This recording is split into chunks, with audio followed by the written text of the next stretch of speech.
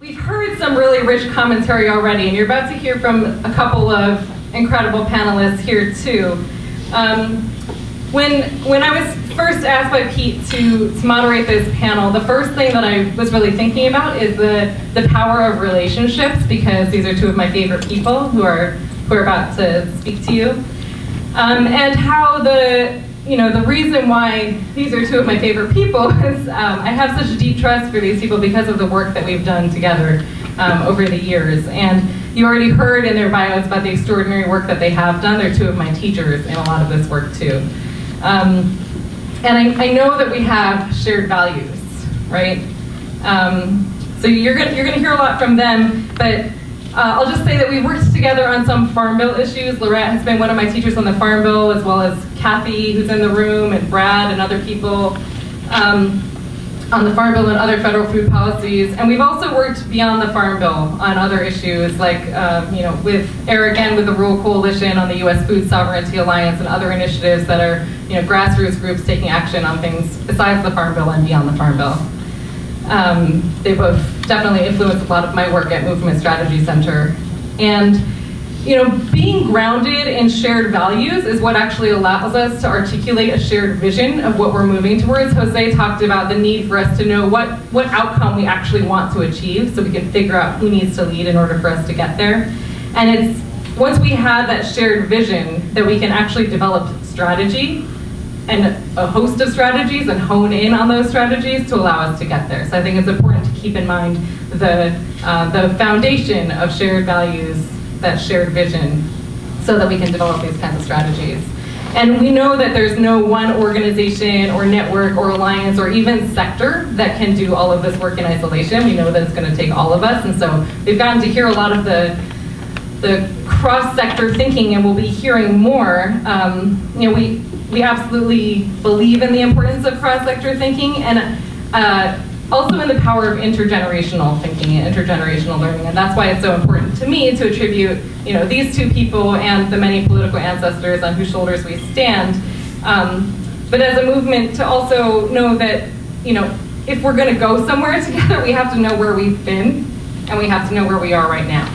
And part of where we've been is that for most communities that I identify with, that I work with, and I think for many of us, the Farm Bill isn't even on our radar, right? So going beyond the Farm Bill isn't actually the question. That policy, that set of a piece of legislation is not something that has actually worked for most of our communities, and it's just like most policies in this country that have not worked for most of our communities. And we need to keep that in mind, that people are already organizing in their communities in many different ways, working on different kinds of policies, working to build power in many different ways that are already beyond the Farm Bill or besides the Farm Bill, and that we need to be working in a lot of different arenas, so beyond and within the Farm Bill.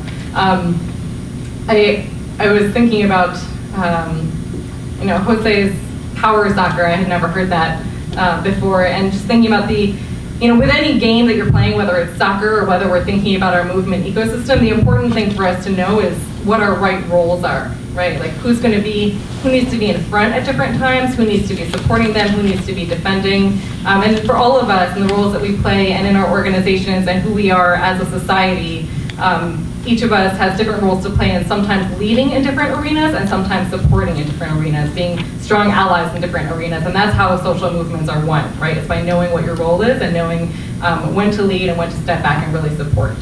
So I just want to call that out. And I'll turn it to Lorette first to share some stories about where some of the work is already happening and who's already leading. And then we'll talk more. We'll hear from Eric a little bit, and then we'll talk more about the moment that we're in and where we might go.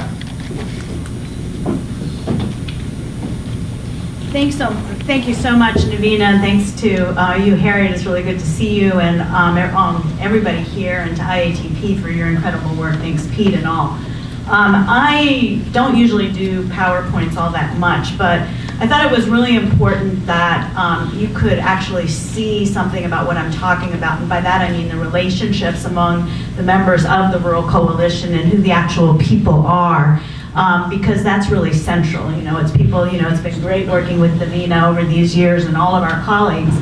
And so I've also tried to put out some principles, and this is all rather new. I'm going to be showing it to my board of directors later this week, so I'm going to go quick. And I'm going to be outlining many of John Zippert's principles of partnership. This is our basic mission statement of the World Coalition, and his first one is stop fighting with each other. We have to work together. We have real enemies. We're not in competition, we're together. These are the World Coalition's principles and goals that have been around since our founding in 1978. But we need shared directions and principles. I'm going to go through them really quickly. But here, the fact that we work on what the federal government does, this is our society, and it's our job to make sure that we govern our government and we stand strong and make the work for the communities. These are our long-term goals for authentic engagement, as we want grassroots generated policies, but part of our work is to build the capacity of all communities to be able to make change. Relationships are critical, so we work with our farmers and they work with each other. We are governed, shaped, and led by African American, American Indian. We say American Indian, one of our founding members was the American Indian movement. Asian American, Euro American, Latino farmers, and farm workers. And they set our direction. As Harriet was saying, we got 30 sections in the last farm bill. We're trying to keep them. And, also the strategies and solutions that come from our communities often work for all communities. So we were able to get increased cost shares under the EQIP program to pay for practices. That's all kind of gobbledygook, but many of you do know what I'm talking about. And we wrote comments that said, our farmers want high tunnels, and now there's 11,000 of them across the country. And people who've never been into USDA or didn't want to go for many years have gone in. This is a board member, Maria Morera, and they now have 9 high tunnels on their 70-acre Flats Manor farm, where there's 153 immigrant families growing and selling to 36 farmers markets around the community. This is in Oklahoma, another one. We said we needed our own referee. Here's your referee. This is Willard Tillman. I just learned that one thing he'd done is he used to be a referee for the NCAA tournaments. But he's done many things. This is him by a solar water well in a conservation innovation grant program. This is in Oklahoma, home of the new Dust Bowl.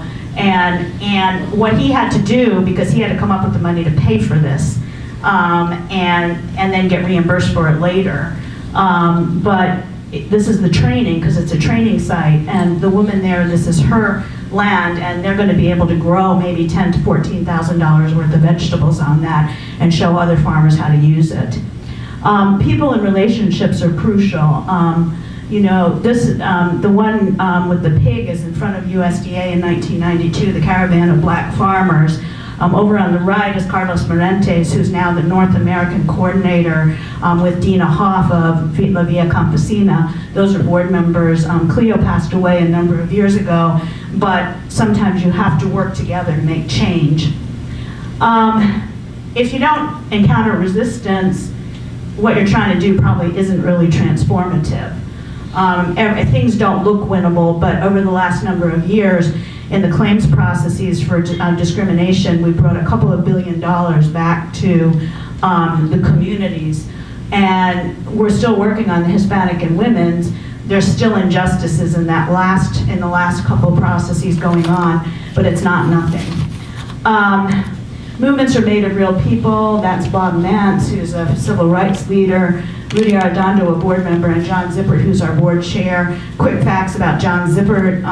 He went to the Second Selma March, member of the Congress of Racial Equality. He had to overturn the miscegenation laws in the state of Louisiana to marry his wife.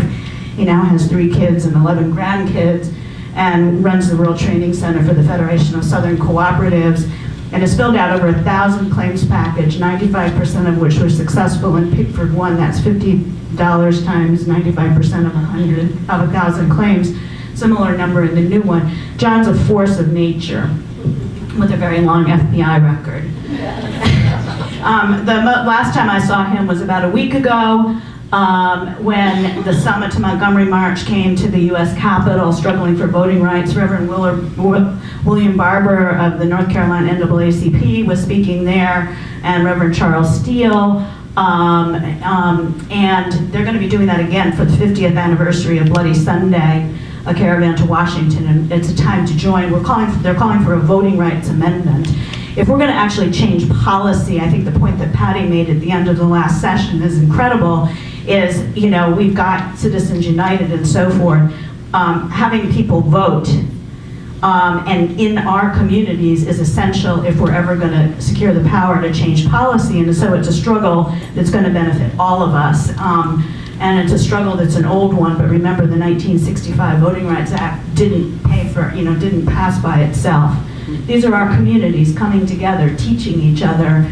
Every year we gather, and our farmers learn from each other. Shared work, this is at Farm Aid last year with Missouri Rural Crisis Center, preparing the barbecued sandwiches to sell.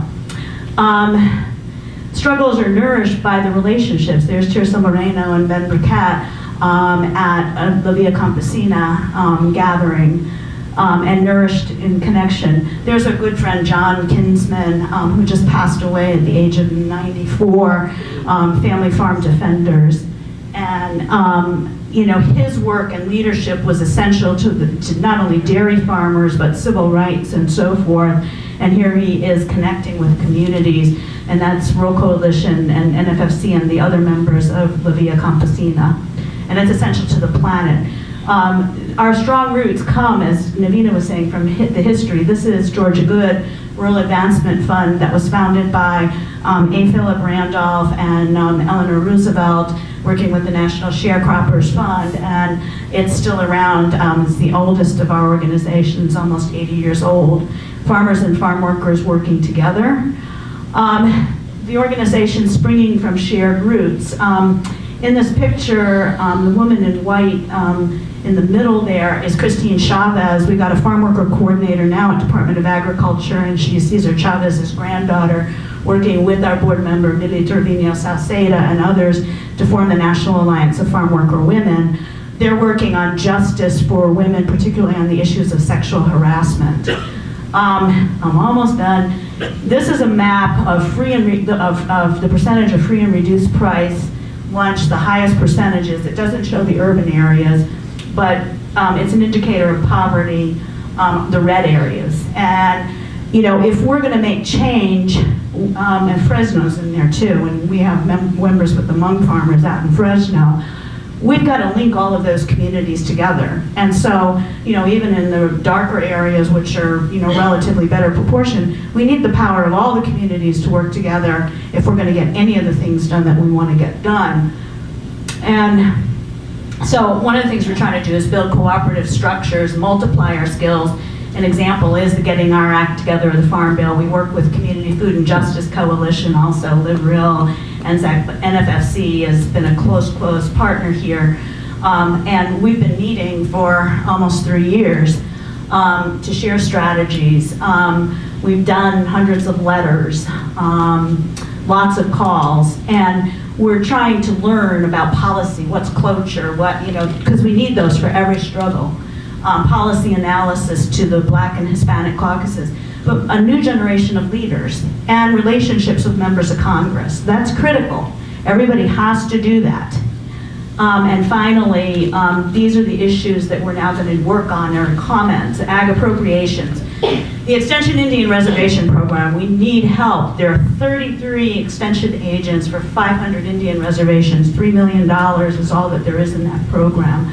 But all of the other issues, criminal justice, disenfranchisement, voting rights, minimum wage, with our colleagues in the food chain workers in ROC, those are all things that we can do together and we'll become stronger. It's like a hurricane force. And finally, intergenerational collaboration unites us. Jessie's right there in the middle in purple. Jessie, raise your hand. She's in this room. She's back there. And, it's like we're building the next generation of leaders. And here's how you find us. Thanks. That's perfect 10 minutes.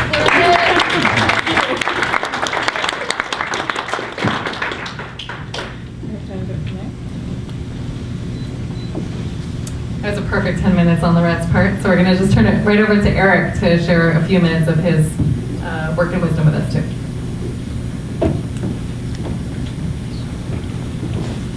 Thank you, Navina. You know, I was really happy to come because the title of this gathering is called Beyond the Farm Bill, and I was really sick and tired of the Farm Bill. But I do want to say I really admire all the work that's been done on the Farm Bill over these last decades. And a tremendous amount of effort, tremendous amount of resources, and I know it feels as though there wasn't much return. But I think that we can't blame ourselves, like as if, you know, what did we do wrong? I don't think you did anything wrong. I think the problem with the Farm Bill is it's one of the pillars of late capitalism. They're not going to let you mess with it. And so the fact that you were able to do as much as you did do, I think is extremely commendable. And so to go beyond the Farm Bill, I imagine all this energy unleashing incredible potential for social change.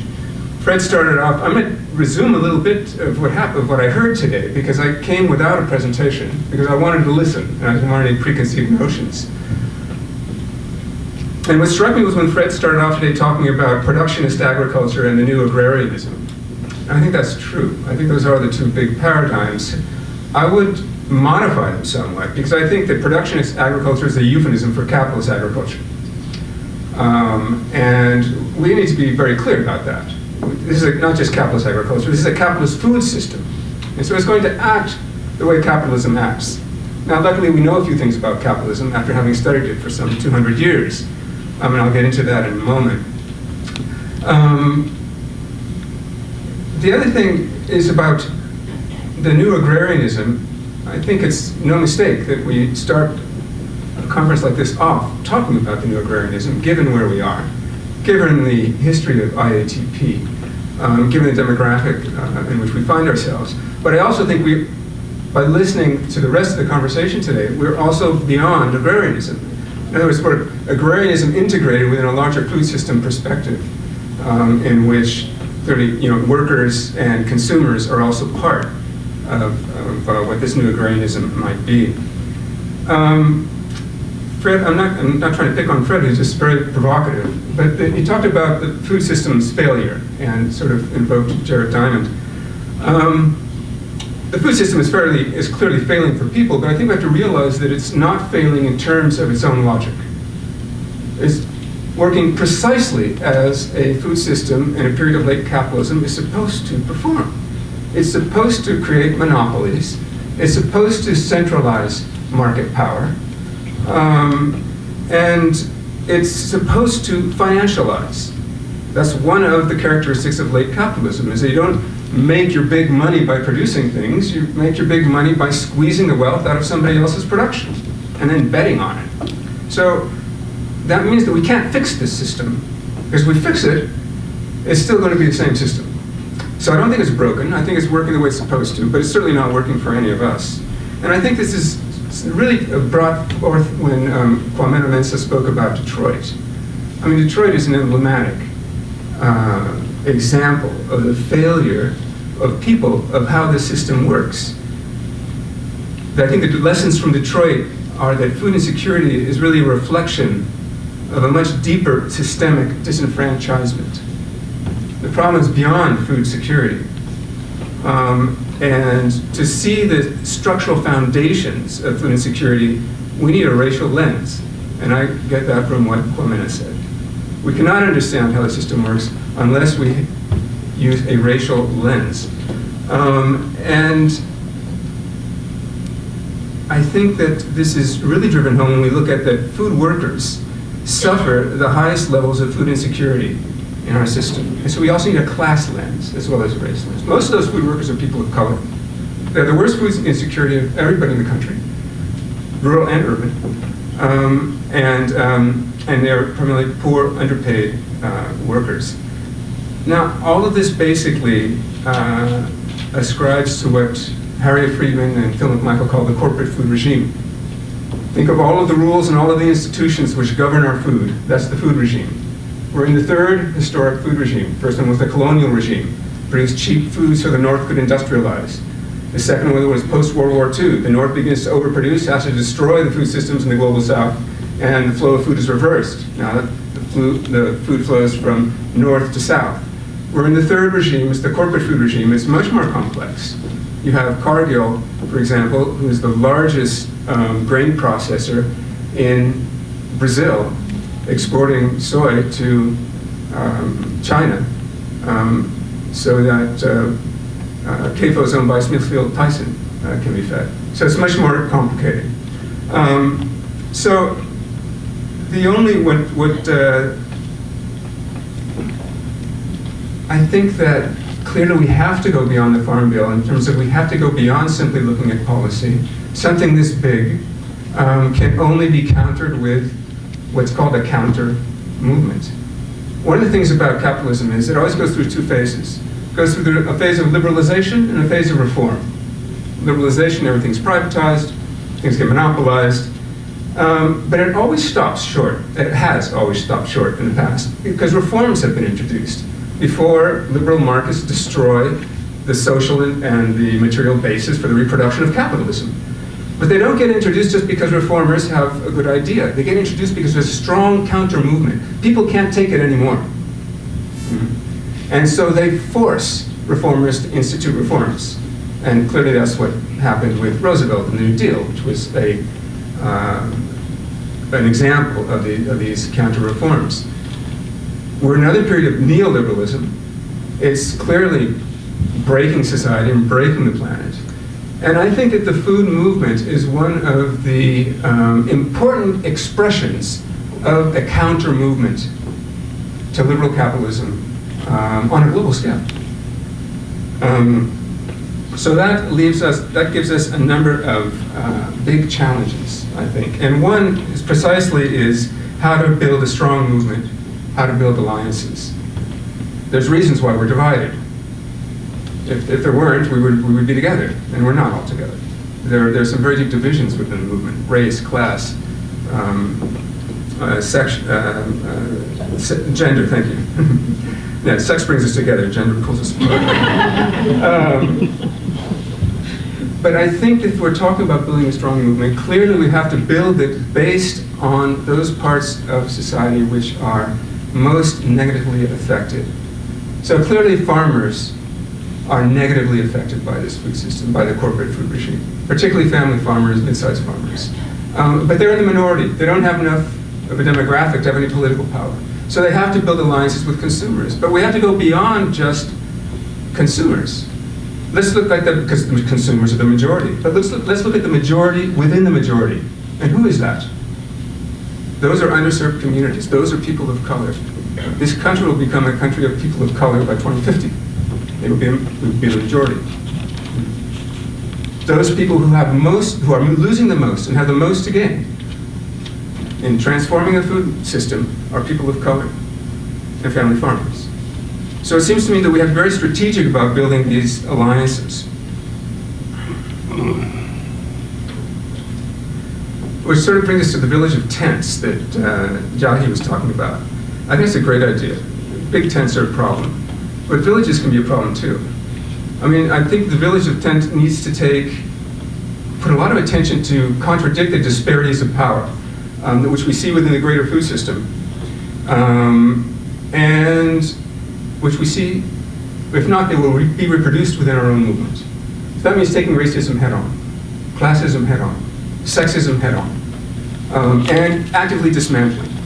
I was very glad to hear that in the morning session. Because this is not extra work, transforming the food system. This is the work. And I don't think that we've taken it seriously enough. I mean, we need to learn how to dismantle racism, classism, and sexism, not just in the food system, but in our movement, in our organizations, and within ourselves. That means many of us need to confront things like white privilege and internalized oppression. And there are many tools for doing this. We need to incorporate those if we want to build the strong alliances that we need.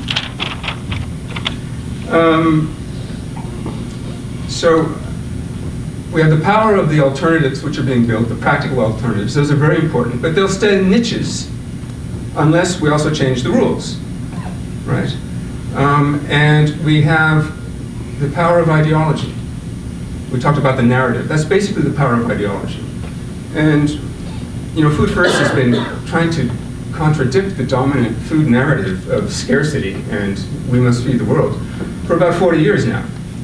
It started with Frankie Moore LePay's book, Diet for a Small Planet. She said there's more than enough food for everybody. That's not the problem. And here we are 40 years later saying the same damn thing. The problem, the bad news, is that scarcity and feeding the world is ideologically anchored in the logic of capitalism. Capitalism has to expand, and they have to have a reason to expand. So they have to feed the world. The good news is no one really believes very much in industry, government, or industrial scientists anymore. So they've lost tremendous credibility, and it's eroding that mythology and that narrative. So we can, what I think is, as we construct a new narrative, which I think is very important, along with the alternatives, along with the forms of organization, along with the different institutions, we have to go beyond this food system narrative if we're effectively going to put an end to the mythology.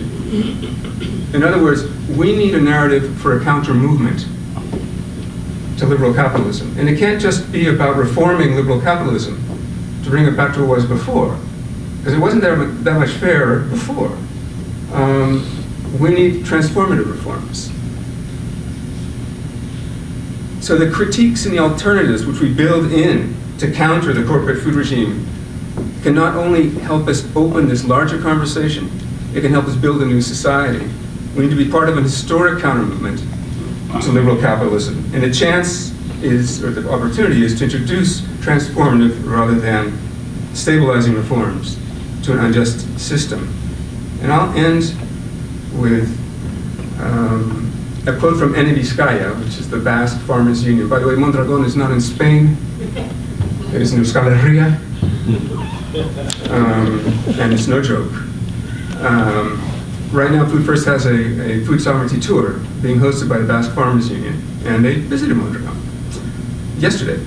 But Ene says, the Basque farmers movement is called Ene, food sovereignty is a right and a utopia that helps us change society.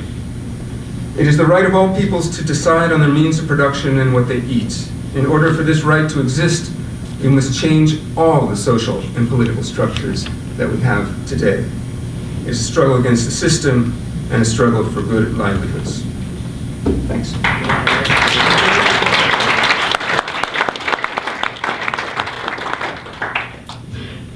So I think we heard from both speakers and many people today that food access is tied directly to many other things, right? Local control of our food systems.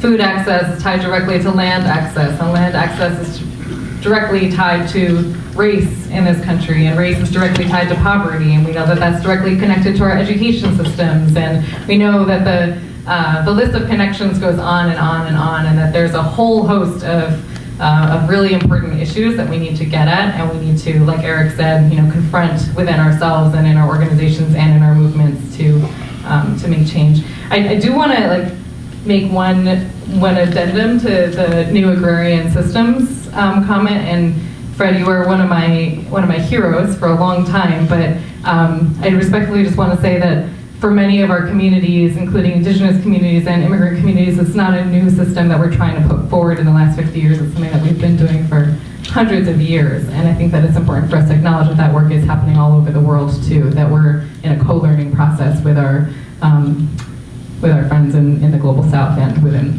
the U.S. Stepping back again to the place where we are now, right? There's a whole bunch of different initiatives that are going on. This panel is about food and farm policy for everyone, and we know that people are coming together in a lot of different kinds of ways to make that happen.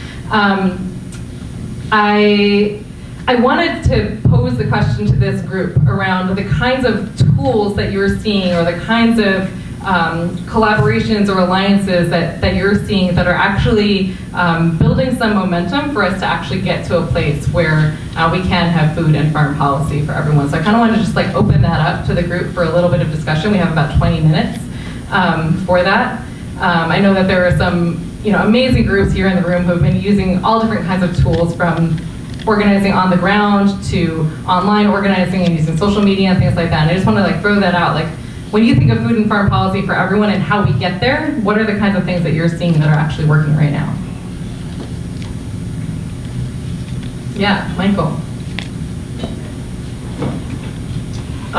Michael Demick to Change, California. I've heard it echoed a few times today, but I do think that organizing at the local and state level is beginning to bear fruit in a lot of ways. It was mentioned by the mayor of Madison, the fact that many cities are now developing local food policies. There are counties that are developing local food policies. And I think that there's a lot of room, particularly at the state level now, at least in many states, to make changes. One of the things that we noted, last year we tracked how many bills were introduced into the California legislature related to food and farming. There were 70. We're still counting now for this season, it's almost 300. So there's a huge amount of activity at the state level that's emerging, and the question becomes how do you shape that legislation to fit your community? Mm-hmm. That's great. Yeah, there's a person in blue in the back. Yeah, a lot of local communities are coming together across the whole state too, right, and building that at a national scale. That's cool. Mark?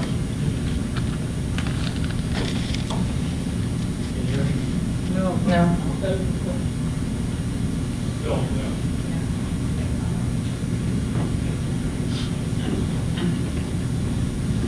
Mark Schultz, Land Stewardship Project. The thing about, I want to come back to that local and state-based again. The thing that's important about it is the cross-sectional, the fact that focusing on racial equity, changes for racial justice is critical, that issues like healthcare or minimum wage or voting rights are our issues, are everyone, we have to win there, are really important. And in this state, in Minnesota, there is a set of base building organizations that are really ambitious for power, that include labor unions, that include women's organization, includes church-based organizing organizations like Isaiah, includes Land Stewardship Project, includes Neighborhoods Organizing for Change. That, and I want to say this, the referee, we need to be the referee. We can't leave it up to somebody else. It's got to be organized people who run the game. So in Minnesota, we want to run this state. And are we going to make some mistakes? Yeah, we're going to make some mistakes. Not nearly as bad as not the mistakes, as the agenda that's being pushed now. So I really want to, again, sort of build that. It's not only the policy changes that we need to win, that's one piece of it.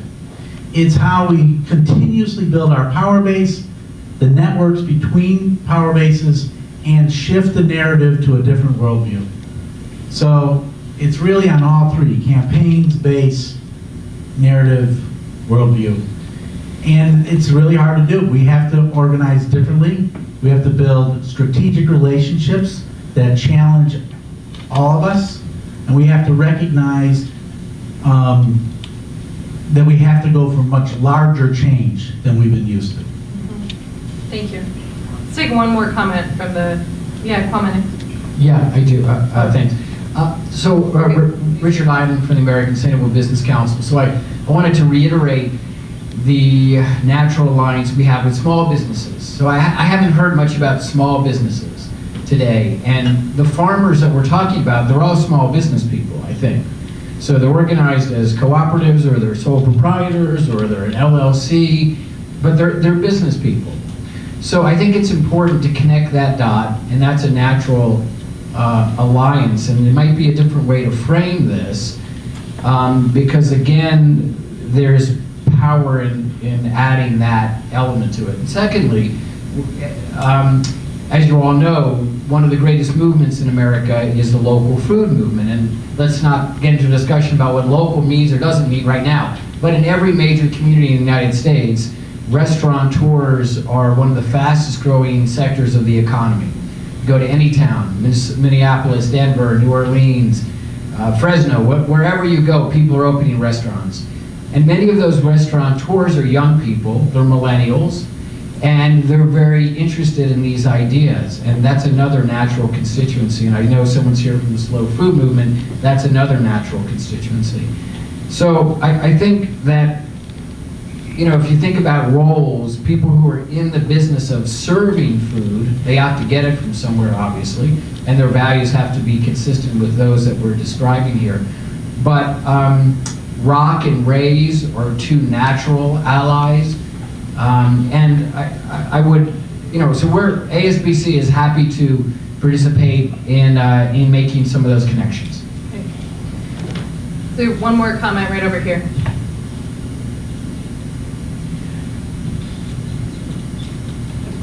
I go to these conferences around the country, and it comes to me a lot, you know, where's the intergenerational aspect of these conferences?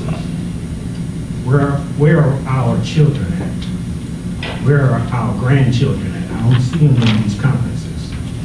This is the movement, this is where the power base is. This is, you know, all about us farming, you know, we're in our 40s, 50s, 60s. You know, we won't be farming forever. Where's the push to the intergenerational aspect of what we're trying to do? And one other thing I need to say is you have to have a real love for your community. I mean, and this love has to go beyond foundation money and grant money. That's right. At the Detroit Black Community Food Security Network, we started in February of 2006. And we built the entire infrastructure of our organization at D-Town Farm before we got our first dollar of grant money, which was in July of 2010. So for 4 years, we worked on the sweat of our brow and pulled of our bootstraps, as some of these Republicans like to say. You know? So you have to have a love for the community, and the community will respond. Well, and I think that you just answered your own question about where is the intergenerational work happening in the movement, right? It's happening in our communities where we do have that love and care for ourselves and for each other. And so when we're working in our own physical communities, that's true. And when we're working for like fairer wages for workers, we're working for those workers and their families to have fair wages. And it's thinking about that whole spectrum. I think I'm gonna turn it to both of you to answer that same question too, of where you're seeing a lot of momentum. But I think I want to remind us all that this conversation is happening in a lot of spaces, right? That the people who are here together are part of a movement, but the movement is much bigger than those of us who are here together in this room. And it's happening on the ground in places like Detroit where people are tilling the soil. It's happening in schools. It's happening in the halls of Congress. It's happening in so many different places that people are trying to make change.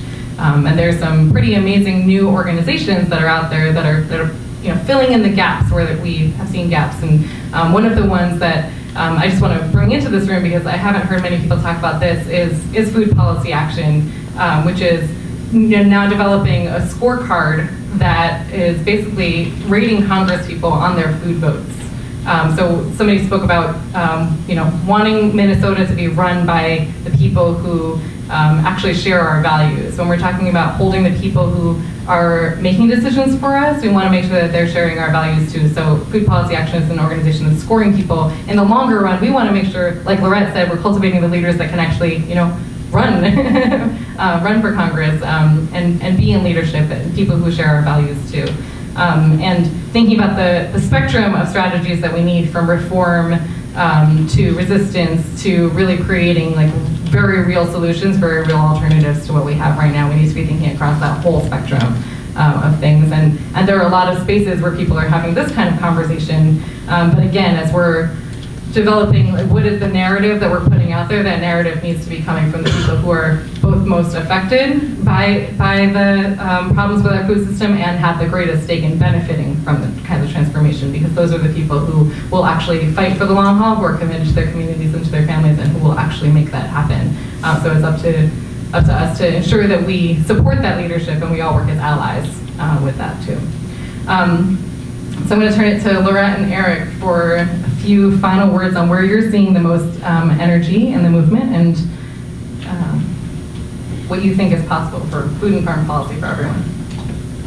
Well, I mean, I want to say a couple things. I think where I see momentum is that communities are still trying to do things even after all they've been through. And, you know, the stories are really, really important. In the slides I was showing, the last, you maybe saw that last picture where there was a young man that was kind of hugging an older man. Gary Redding is Gary Grant's nephew. Gary is one of the leaders of the Black Farm struggle. Young Gary is the head of the Concerned Citizens of Tillery. And Gary Grant, his uncle, is still the executive director, and Gary's a law student at University of District of Columbia. He came and spent the summer with us, learned what is cloture. He and his colleague were fighting to come to the office and write the morning message about the Farm Bill debate every day. And then he says, Lorette, I want to write something about the voting rights decision and the congressional hearings. Can I write a paper about that? And I said, well, Gary, why don't you write testimony?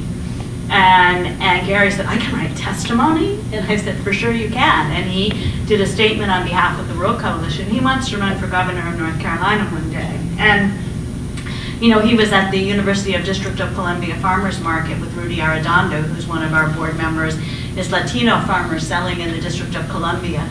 You know, to me, all of those things are signs of hope.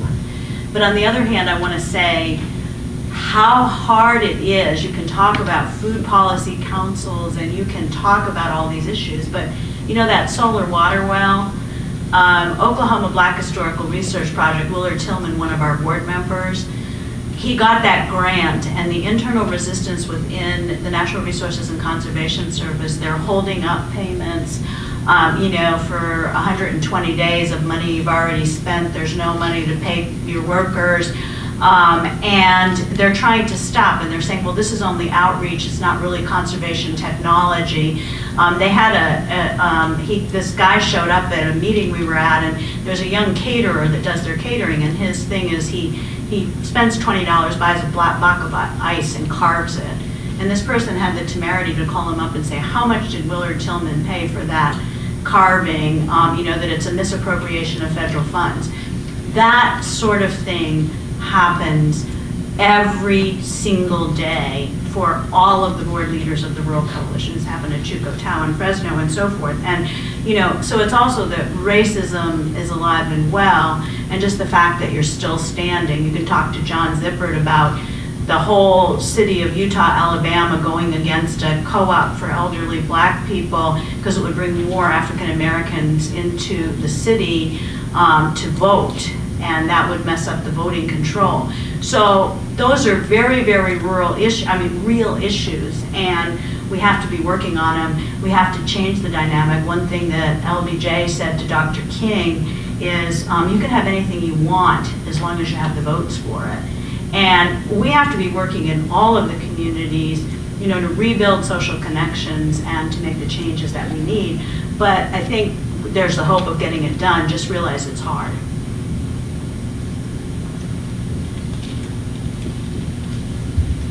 Well, I think examples we have in this room, and you know, there's so many examples of you know, this surging tide of a transformative food movement. But I think I'd want to point out two trends which I think are extremely important, or several trends which are important and not all good. I think one trend is, which I think is very good, very hard but very good, is convergence in diversity. And we don't really know how to do that as movements. You know, the old styles of organizing, which brought so many social victories in the past,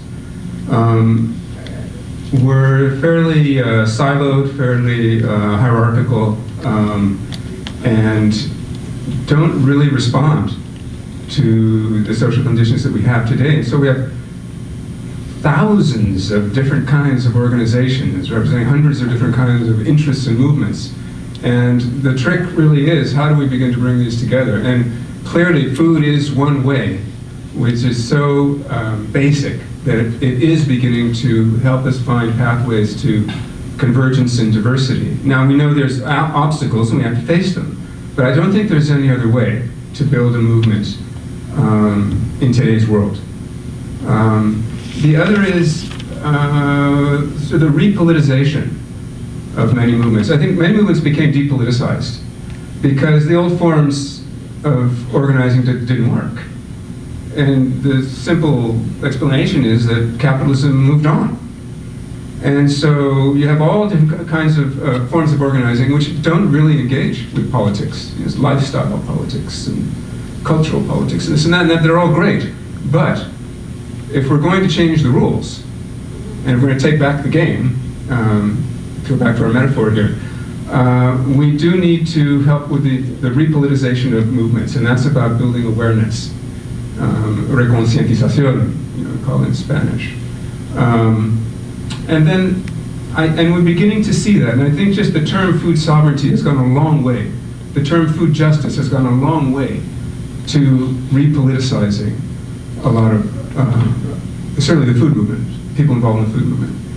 And the third, I think, is around leadership. And I think that leadership is not an easy area to address. We desperately need leadership. We need young leadership. We need to support our leadership.